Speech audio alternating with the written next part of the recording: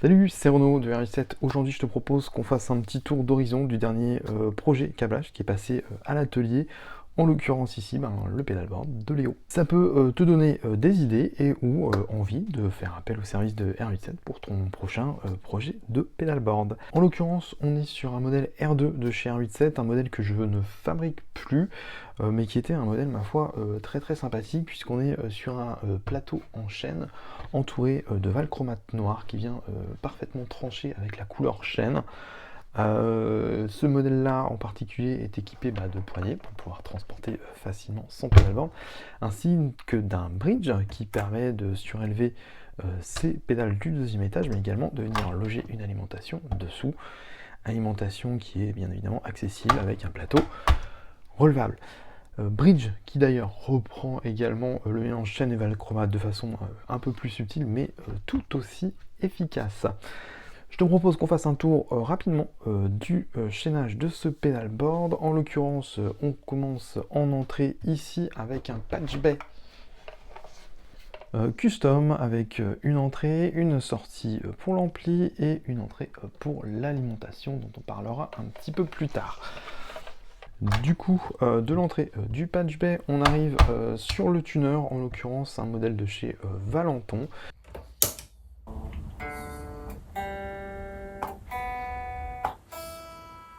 Du tuner, on attaque ensuite la partie saturation qui est composée de 3 pédales. On commence déjà par la première située au rez-de-chaussée, à savoir la Mojo Mojo.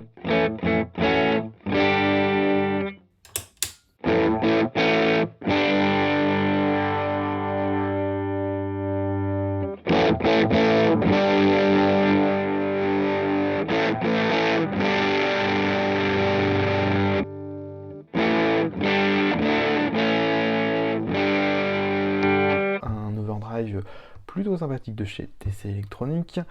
Mojo Mojo qui ensuite arrive dans la Metal Zone de chez Boss.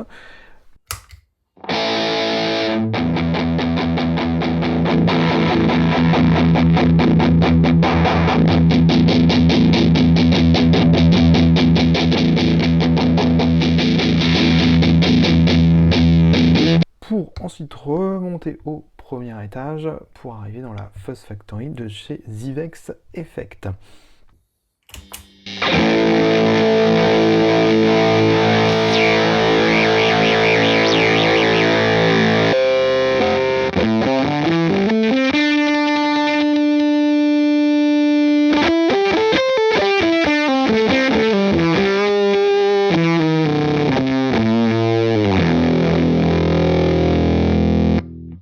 De la Zivex, on sort des saturations pour arriver dans le Pitchfork de chez Electro Harmonix.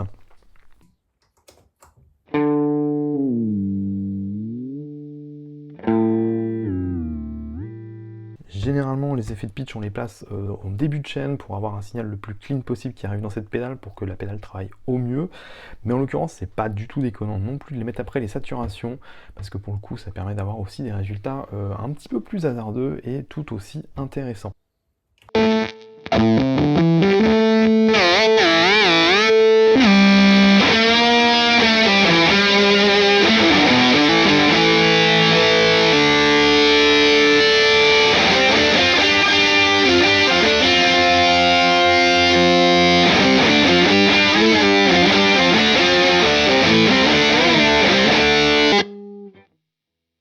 La Pitchfork est contrôlée par une pédale d'expression, en l'occurrence une M-Audio Gear EXP, dont on reparlera tout à l'heure quand on parlera des câbles. Ensuite, de la Pitchfork, on arrive dans un trémolo de chez Harley Benton. C'est pas le plus violent des trémolos, on va être honnête, mais ça permet vraiment de rajouter une petite texture super intéressante.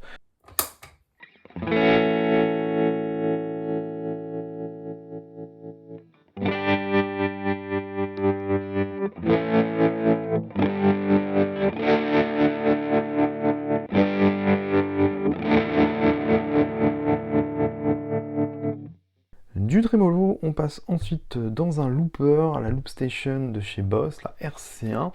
En l'occurrence ici, c'est pas la pédale définitive, Léo prévoit d'intégrer plutôt une reverb, mais histoire de pas câbler dans le vide, du coup il m'a envoyé sa Loop Station Comme ça, il n'aura plus qu'à débrancher et câbler sa future reverb.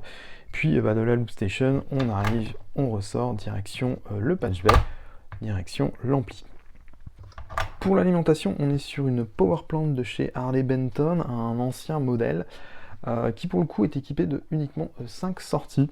Et tu l'auras peut-être remarqué, on a 7 pédales, ce qui implique du coup qu'on a eu besoin de faire des doubles câbles d'alimentation, ce qui n'est pas clairement l'idéal, mais pour un setup comme celui-ci, ce type d'alimentation et avec des câbles en araignée, c'est pas déconnant non plus du tout.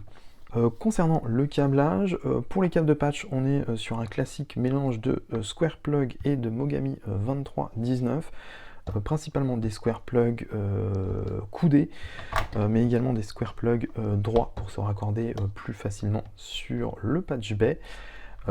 Petite particularité, c'est concernant les pédales d'expression qui contrôlent la pitchfork, puisque cette pédale d'expression est équipée de base d'un câble et d'un connecteur qui vient se brancher sur la pédale à contrôler. Et pour le coup, j'ai coupé ce câble pour le remplacer par un connecteur stéréo, également de chez Squareplug. Comme tu le vois peut-être ici, j'ai éventré ce connecteur pour savoir où était raccordé quel câble. En l'occurrence, le rouge allait sur le type, si je dis pas de bêtises, le blanc sur l'anneau, et le noir, c'était la masse. Donc pour les petits câbles d'alimentation, on est sur des connecteurs standards, avec du câble standard, rien de très particulier sur ce truc-là. Enfin, les chemins de câble réalisés avec en base de fixation spéciale R87, donc on savoir des embases noires avec du collant noir également, ce qui donne un rendu plutôt sympathique à l'ensemble de ce pedalboard, dont j'espère Léo sera entièrement satisfait. Voilà, moi je crois que c'est tout. J'espère que ça t'a donné des idées ou des envies. Dans tous les cas, si tu as un projet de pedalboard, écoute, n'hésite pas à te rendre sur r87.fr pour en savoir plus sur les produits et services que je propose. Allez, ciao.